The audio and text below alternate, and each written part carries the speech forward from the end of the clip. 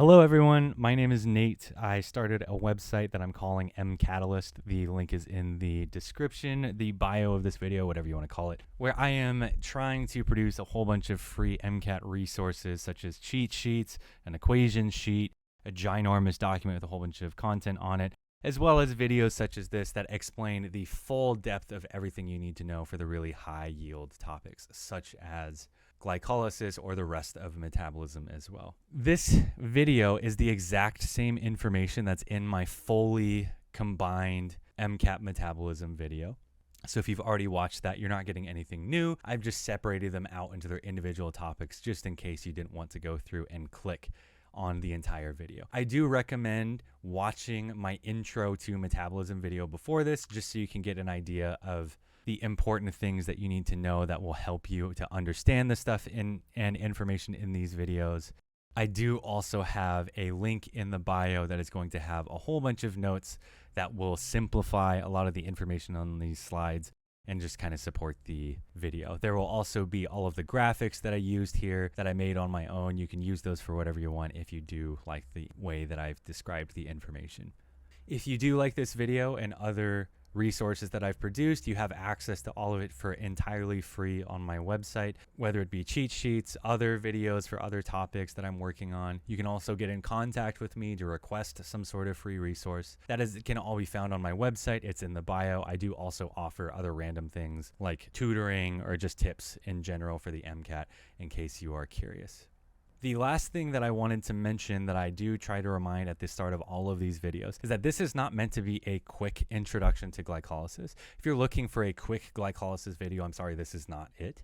I'm trying to explain everything that you need to know for glycolysis so that you only have to watch the video once or twice. I don't want you to have to keep coming back to a short video because there's too much information in such a short little amount of time. That's why I've set up this video to be a little bit longer to give me more time to explain everything, as well as giving you the notes to help you identify the soft spots in your knowledge.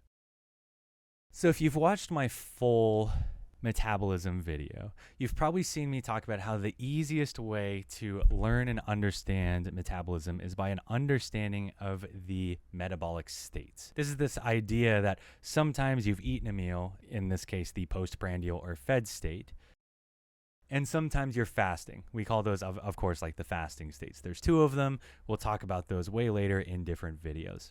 This postprandial state, this is where we are starting with metabolism. Glycolysis is going to be the first thing we do once we enter the fed state. We have just eaten a meal and there's going to be a ton of glucose that's coursing through your veins. You've just sat down at a movie theater. You're eating popcorn, you're eating chicken tenders. I don't know what you guys eat at your movie theaters. If you're an AMC person, you've got a whole bunch of different types of popcorn you can eat. Highly recommend the hot buffalo popcorn or whatever they call it. You're going to have a whole bunch of glucose through your blood that has come from that meal.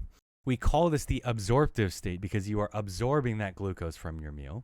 And so because we have a whole bunch of that glucose and even other metabolites, we don't care about those such as acetyl-CoA. We don't care about those as much right now. Because we have a ton of this glucose, we can use this glucose pretty freely without having to worry about any of our long-term storage. So we have a lot of glucose in the blood after you've eaten this meal. Because of that, we're going to be using as much of this glucose as we can. It's kind of like a free delivery of money. You're going to use as much of it as you can. You're maybe going to spend some money on something cool and fun, like a great MCAT textbook, because I know that's the most fun thing in the world. Or you're going to save some of it, put it in your bank account, because if you're going to the medical school, you're probably going to be in debt at some point, right? So when we have a lot of glucose, we're going to be using it as much of it as we can in a really efficient process called aerobic respiration. And if we do have excess, we're going to be storing glucose in a process called glycogenesis. There's going to be another step in the postprandial state called fatty acid synthesis, where we're going to be storing some other molecules as well. But for now, especially as an introduction to glycolysis, we're only worried about glucose. The postprandial state, all of these reactions that occur in this state right after you've eaten a meal are promoted by insulin. We have one hormone that is basically released to get glucose out of the blood. Basically, after you've eaten a meal, we want to use some of it, so insulin is going to help us move glucose so it's used. Insulin is also going to help us move glucose into cells so that we can store it as well. We will come back to this later. I'll also have a separate video that I outline the hormones of metabolism. So now that we've talked about the postprandial state, you've just eaten a meal, so we're going to figure out what our body's going to do with this glucose that you've digested. The next question I want to answer is, why is our body using glucose?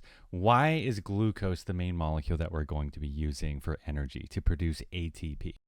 The answer to that is glucose has a whole bunch of highly reduced electrons, and it has a whole bunch of these high energy bonds that we're going to be essentially taking advantage of in order to release energy. We're going to give that energy to ATP.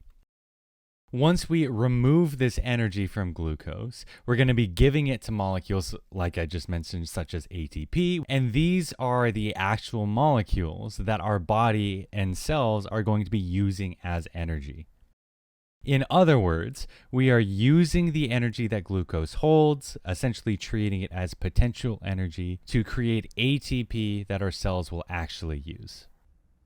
So now that we've digested glucose, that glucose has been absorbed from our diet by the small intestine, and after it's been absorbed into the blood by the small intestine, it can either get passed around the body. Some of it will go to the liver through what we call the hepatic portal vein. Anytime you see that word hepatic, that means referring to the liver. After we get that glucose into the blood, how do we actually get it into cells? So the answer to that are going to be these protein structures called glucose transporters. These glucose transporters, or GLUT for short, they are membrane proteins that can be bound to the membrane that are going to be helping us move glucose into the tissues around the body, whether it's muscle or fat, anything like that, from the bloodstream. We're moving glucose from the blood into the tissues, and this is done by a process called passive facilitated transport. Passive meaning it doesn't require ATP. Facilitated basically just meaning that it is a gate that is opening to allow glucose through. GLUT4, the first type of glucose transporter that we're going to talk about, it is going to be a unidirectional glucose transporter that is going to be on most tissues around the body. Specifically, we're going to be talking about adipose and muscle tissues here. But this glucose transporter, because it is on all of these tissues that always need glucose, it has a very high affinity for glucose, or a low Michaelis constant. That's what that Km means. In other words, this means that GLUT4 is always going to be ready to pick up glucose and move it into cells. Even if the glucose concentration of the blood is very low, such as down here in the bottom right-hand corner, GLUT4 is always going to be on, and it is always going to be pushing glucose into the tissues. Our tissues are always going to need some form of metabolite, whether it's glucose or acetyl-CoA most commonly, in order to produce the ATP that they're going to need. So that's why they are always going to be pulling in glucose, so they can always do processes such as glycolysis and aerobic respiration. Even if there's not a lot available, GLUT4 is always on to ensure that our tissues always have glucose. Additionally, we also say that GLUT4 is directly insulin dependent, meaning that whenever insulin is present after it's been released by the pancreas, GLUT4 is going to respond by pushing more glucose into tissues. Basically, if there's a whole bunch of glucose in the blood, we want to get some of that out of the blood. Insulin is released, causing GLUT4 to push more glucose into the tissues from the blood. The other glucose transporter that we need to know is called GLUT2. It is going to be bidirectional because it's on the liver. The liver is going to be absorbing some glucose. It's also going to be sending some out, which explains why it needs to be bidirectional. And so GLUT2 is actually going to have a low affinity for glucose, aka a high Km, a high Michaelis constant, meaning that the liver is only going to start taking up glucose if there's a super high serum concentration, a super high blood glucose concentration. This is the liver's way of knowing that we have way too much serum glucose and we need to start storing it for long-term purposes. This is how we know to start doing glycogenesis. Activation of GLUT2 is also going to be the sensor that insulin needs to be released by the pancreas. If we have a ton of glucose in the blood, the liver is going to start taking some of that up through GLUT2 in order to store it as glycogen. And this is also going to be a signal for the pancreas to release more insulin so that GLUT4 around the body can start sending more of this glucose into the tissue so they can utilize it. In summary, when the serum glucose is high at the top of the screen here, top right corner, the glucose concentration is so high that both the liver using GLUT2 as well as GLUT4 on all of our other tissues, specifically adipose and muscle tissue, is going to cause all of the glucose transporters to start kicking glucose into cells. Notice that both of the arrows are green. They're both working properly. They're both sending glucose from the blood into the tissues whenever the glucose concentrations are very high, so that our adipose tissue and muscle tissue can do glycolysis to make ATP that they need, and the liver will start doing glycogenesis so that it can start storing some of that excess glucose. Whenever serum concentrations of glucose are low, notice that we have now shut off GLUT2. GLUT2 is no longer going to cause the transport of glucose into the liver because now we don't have that high of a concentration. It is no longer in excess. We don't really want to store it. It's a little more scarce, so we're just going to save all of it for the adipose tissue and muscle tissue so that they can produce the ATP that they need.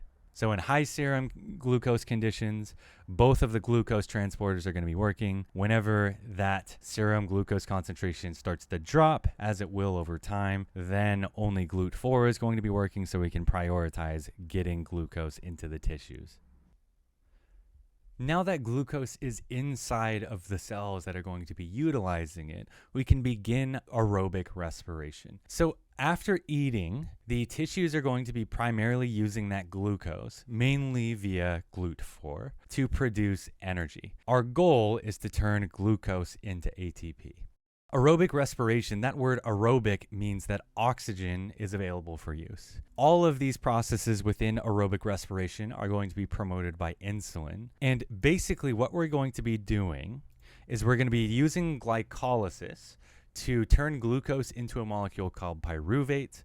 Once we have this pyruvate, we're going to run it through a process called the pyruvate dehydrogenase complex, the PDC for short. This is going to be taking that pyruvate and turning it into acetyl-CoA. Next, we're going to be taking all of this acetyl-CoA and running it through the Krebs cycle or the citric acid cycle, TCA cycle. All of those are the same thing. And we're going to be using this acetyl-CoA to produce a ton of these electron carriers. The earlier processes will produce a few, but the Krebs cycle is going to be producing a ton of NADH and FADH2. Next, we're going to be sending these electron carriers to the electron transport chain, and we're going to be taking advantage of these high-energy electrons to create a proton gradient. We're going to be sending protons from the inside of the mitochondria to the outside of the mitochondria, and this is going to create a gradient. And we're going to be able to take advantage of this proton gradient and couple this gradient to the formation of ATP. This is a process called oxidative phosphorylation. It is also known as chemiosmotic coupling. We'll talk about that later.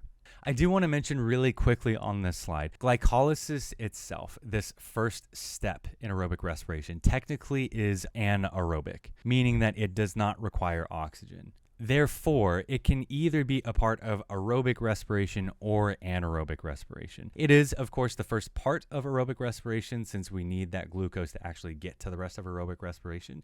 But I do want to mention that glycolysis itself is the only step in here that is actually anaerobic. So it will be utilized in both types of respiration.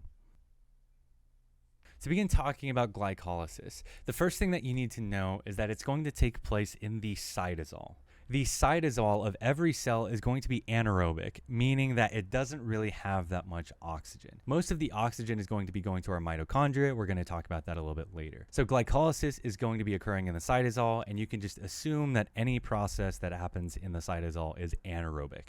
It does not directly require oxygen. The goal of glycolysis is we're going to be taking glucose and we're going to be producing per molecule of glucose 2 NADH, 2 of those electron carriers, 2 net ATP, and 2 pyruvate. The basic net reaction is that we're taking a 6-carbon sugar, which is glucose, and we are turning it into 2 3-carbon pyruvates.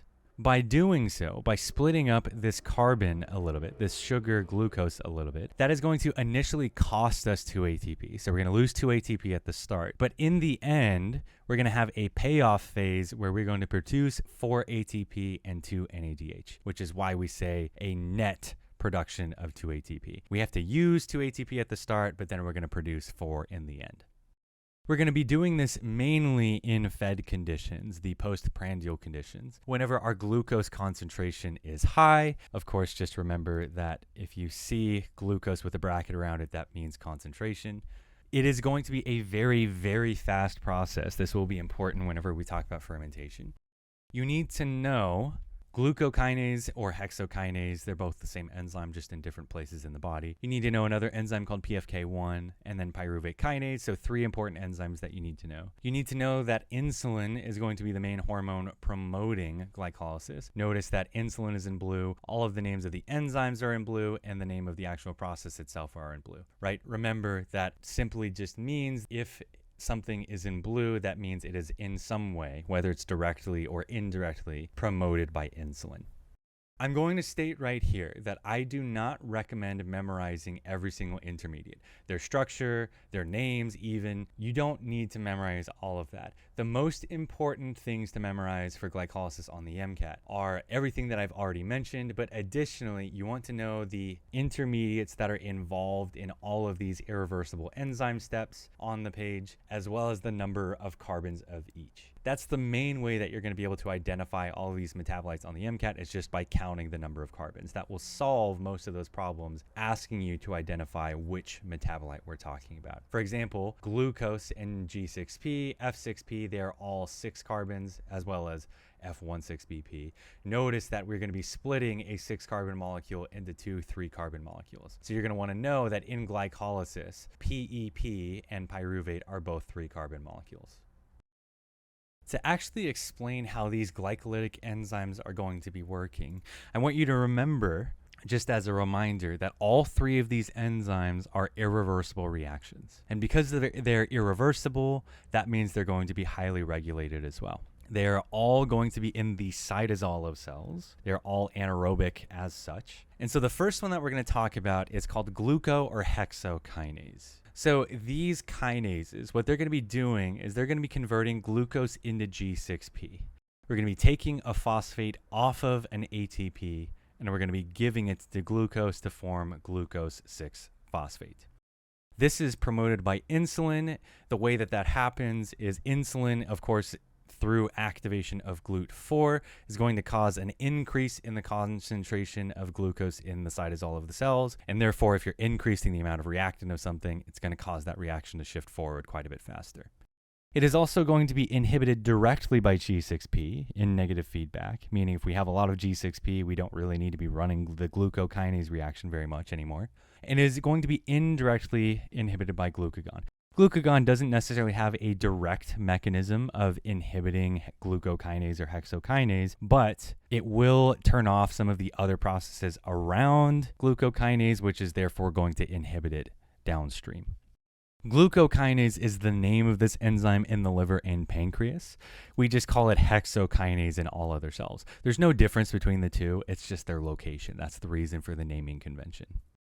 The next enzyme is going to be PFK1. So notice that we have skipped a few steps in this reaction here.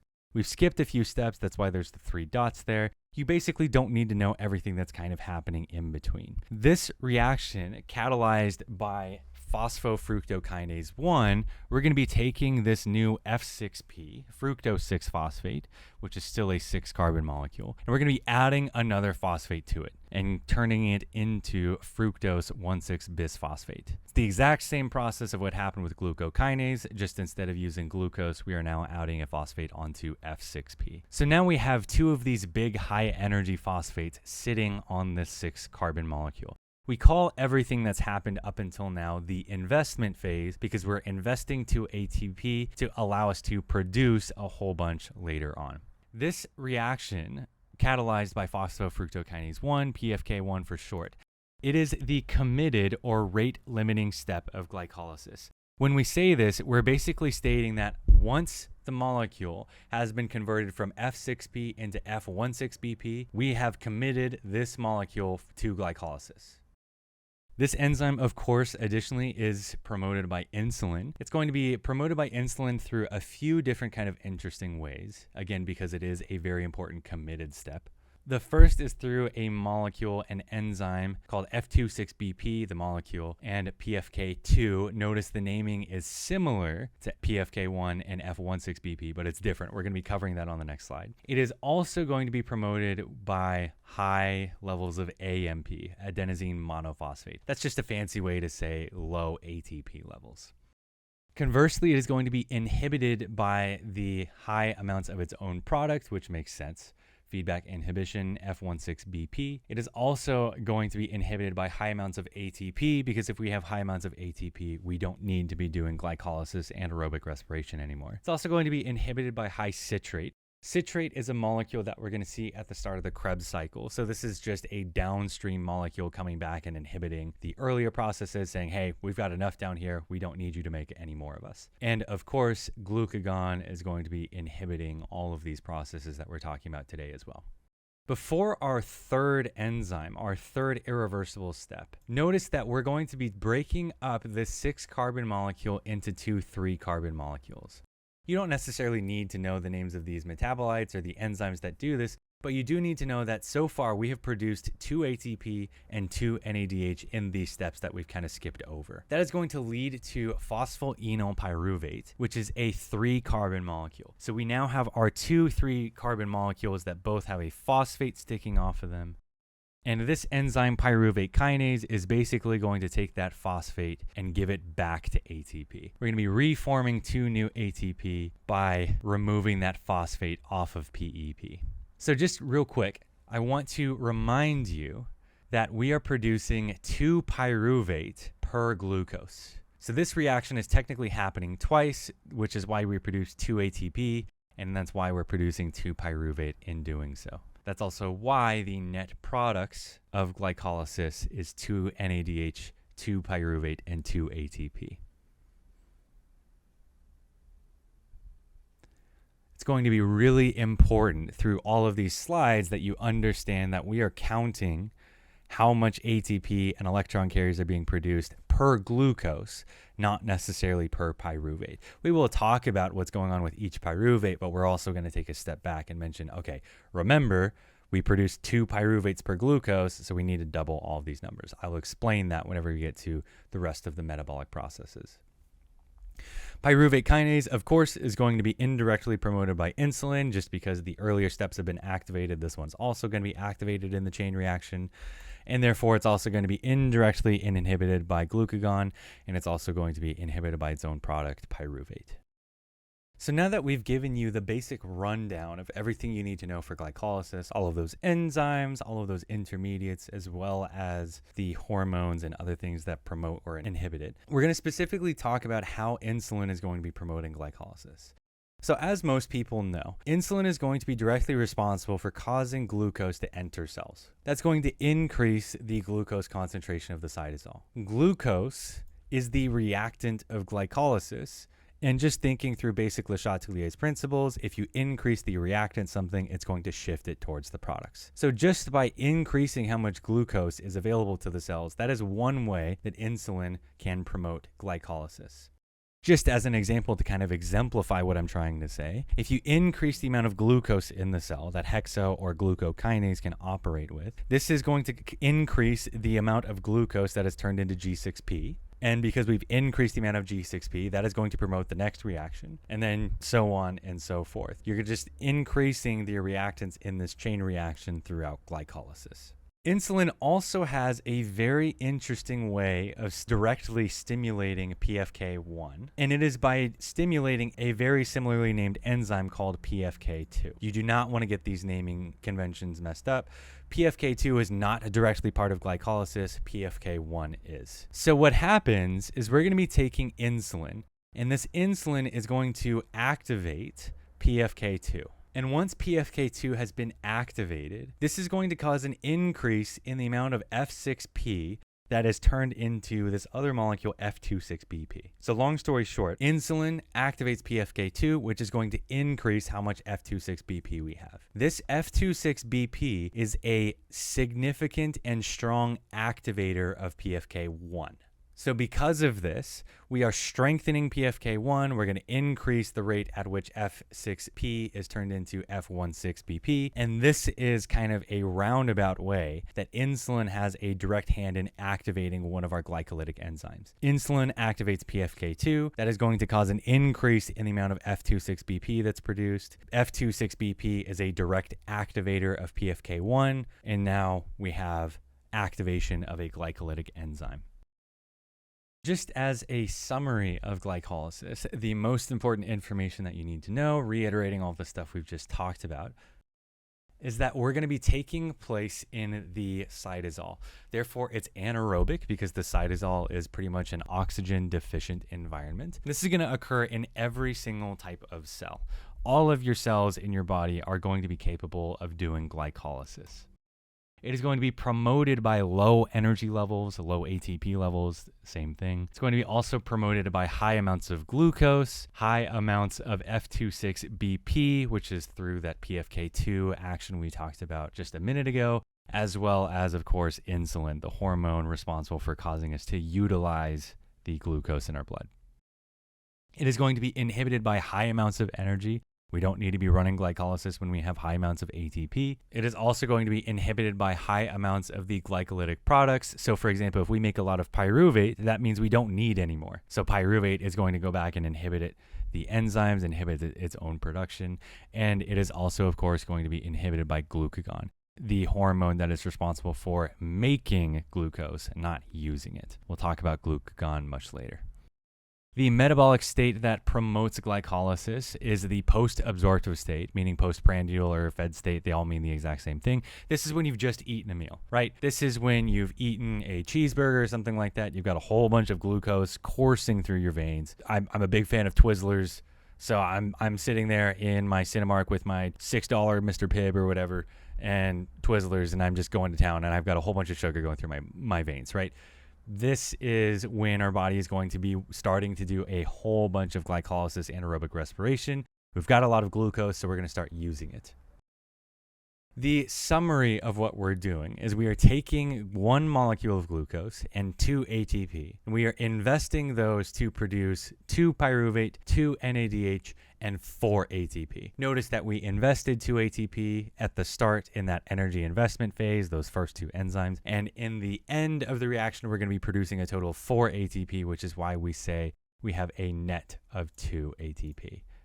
That net of 2 ATP, it's important to understand both. That we produce technically 4, but it's a net of 2. The enzymes that we're going to be using, the first enzyme is gluco and hexokinase, where we're going to be taking glucose and 1 ATP to form G6P. Both of these are 6-carbon molecules. That is going to use 1 ATP per glucose. One thing I want to mention really quickly is I had a typo on the previous slides that this was just 6P instead of G6P. Hopefully you gathered that I was talking about G6P, but I corrected that here. It will also be corrected in the notes. The second enzyme, after we've skipped over a few steps that you don't need to know for the MCAT, is that we've arrived at fructose 6-phosphate, another 6-carbon molecule. And we're going to be using an ATP and PFK1, the enzyme PFK1, to produce F16BP, fructose 1,6-bisphosphate, still a 6-carbon molecule.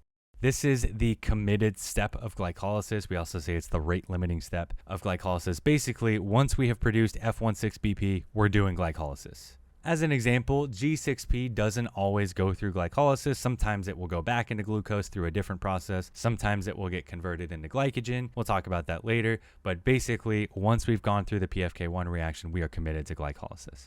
It is also going to be promoted by that F26BP molecule. We'll talk about that here again in a second. That reaction catalyzed by PFK2. And of course, it is going to be using 1 ATP per glucose. So far we have used 2 ATP. We've invested 2 ATP into this molecule of glucose, and now we can start to get this payoff phase. The first steps that we're going to kind of gloss over, you don't really need to know too much about. We're going to be taking this 6-carbon molecule, this F16BP, and breaking it into 2 pieces. Now that we're breaking the molecule up, we can start to utilize some of that energy, and we're going to couple that energy to the formation of 2 ATP and 2 NADH. These steps, you don't need to know particularly what they are, but they're done by G3P dehydrogenase and 3PG kinase. They aren't really that important, but just so you know, there are some enzymatic steps that are helping us produce 2-ATP and 2-NADH that aren't super important for the MCAT. Now that we've gotten to phosphoenolpyruvate, this is a 3-carbon molecule that we're going to basically just remove this phosphate and form ATP. Because this is going to be happening twice with 2 PEP that we form per glucose, we're going to be forming 2 ATP in this step. Additionally, we're going to be forming the 2-pyruvate, the product, the end goal of glycolysis. This reaction by pyruvate kinase, it's going to be happening twice per glucose because we are splitting up a 6-carbon molecule into a 3-carbon molecule. So there's going to be 2 PEP that this reaction happens with. Of course, the hormone that promotes glycolysis is insulin. That's why all of these enzymes are in blue. Remember the F26BP and PFK2 process that is going to activate PFK1. Don't forget about that. And then, of course, the hormone that is going to inhibit glycolysis is a glucagon. And of course, remember in general that if we make the product of something, that product is going to go back and inhibit its own production. Once we have a lot of pyruvate, we don't need to make any more. Pyruvate is going to go back and inhibit its own production, as an example. And the final note that is going to be really important whenever we later talk about fermentation is that glycolysis occurs very fast. Relative to other metabolic processes, it's very fast, meaning that we can get this net 2-ATP and 2-NADH very quickly. It's not super efficient, but we can do it very quickly. That is everything that you need to know for glycolysis on the MCAT. As long as you have a good understanding of everything that happened on these slides and you could, for example, explain it back to me, you're going to be perfectly fine for glycolysis on the MCAT. Make sure you check out my other videos or maybe watch the longer MCAT video, or at least the introduction of it, to have a better understanding of how to connect all of these ideas to each other. But if you do want any access to my other resources, like my notes for these slides, my other videos, I also have cheat sheets and other things like that. I do also offer tutoring. You can find it at my website, which is linked in the description.